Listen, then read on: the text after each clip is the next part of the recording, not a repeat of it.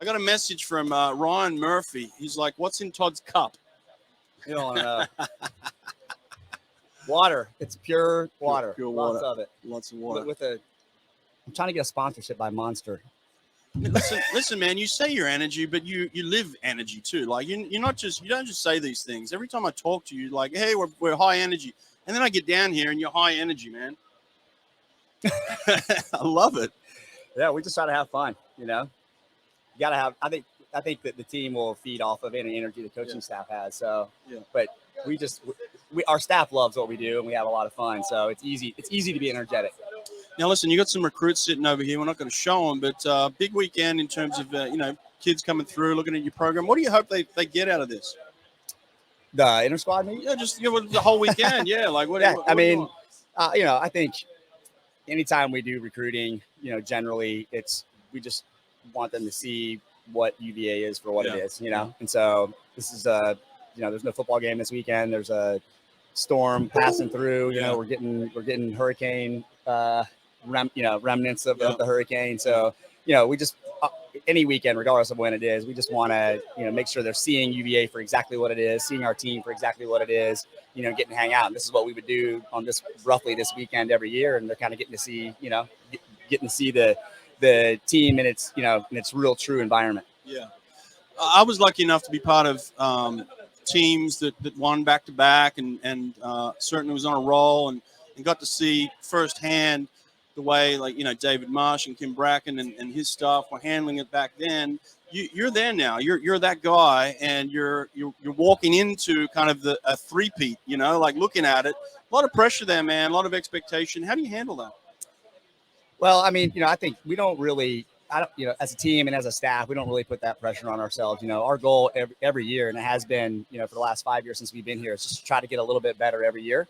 Obviously, if each individual can get better, the way we approach it is every individual's got to get 2 steps better for the team to take 1 step forward. So, the goal is just to see if we can't, every individual is a key component to that. And if they can each get a little bit better, the team's going to be a little bit better. And so as we approach the NCAA season, it's just about, getting better. So our goals were more set around like how many points we scored at NCAAs. Can we score more points than last year? If we can score 1 more point than last year, then we're better. And, we'll be in a good position to, contend for a national championship. And if we score more points and somebody beats us, then they've earned it.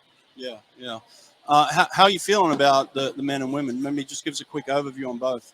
Yeah. I mean, I feel really good about them, especially with where we're at right now. I think we've just got a really good team, a strong team. I think both sides are a lot deeper than we've ever been, from top to bottom.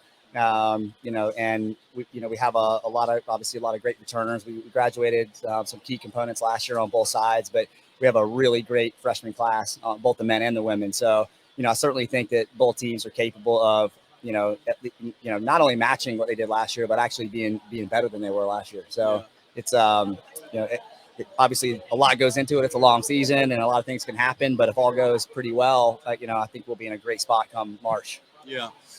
It's nice for me to sit here and kind of watch now and watch you work. And it makes me realize and makes me remember everything that you've got to handle as the head coach. All the balls that you're juggling in the air. You're really a manager. How do you balance out the management side of it, but also making sure that you're still the best coach you can be? Yeah, it's funny you mentioned that because ever since probably the last 6 months, I spent a lot of time, trying to figure out not so much how to stay at the level that we're at, but how to not fall off at the level that we're at and just continue to advance. And I think that, the conclusion I've come to is that, as the head coach, I need to stay connected to the things that, I feel I can add most value to our program, which is coaching and recruiting. Right. And so I've spent a lot of time, especially with Tyler Fenwick, having him just take over a lot of roles within our program. Yeah. Not necessarily on the coaching deck, which he's still obviously coaching, but just doing a lot of stuff for me that would maybe take me away from coaching and recruiting. And he's really good at those things, and I think he really enjoys those things. So it's really helpful. But my goal is to just make sure I stay as connected as possible to the team, everything they're doing, in the water, and from a recruiting perspective. I love it, man. Listen, this is the second year in a row that you guys have invited us down here. And that, Nate last night was like, oh man, we're going to get on the road and we're going to pack up all this stuff. It's like, Brett, why are we doing this? I'm like, you know why we're doing this? Because they invited us, and that's a big deal, man. And I love that. I just love the attitude, man. Like your program's open. You're open. You're an open book in terms of sharing knowledge and experience and what you're doing, how you're doing. A lot of programs would shut down when they're that good and close off. You don't take that approach, man. It's different, but it's refreshing too. Yeah, I've learned a lot over my career from other coaches who have been willing to share. Eddie Reese in particular.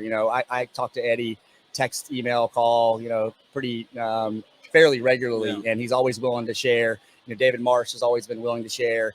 And I've learned a lot from those guys, and from Terry and a lot of other, just a lot of other great coaches out there, Jack Bowerly and Greg Troy. And so, if we can be open and share, I think it's good, and to me, it's just good for the sport, right? I think the more publicity the sport gets in general, it's going to be really beneficial.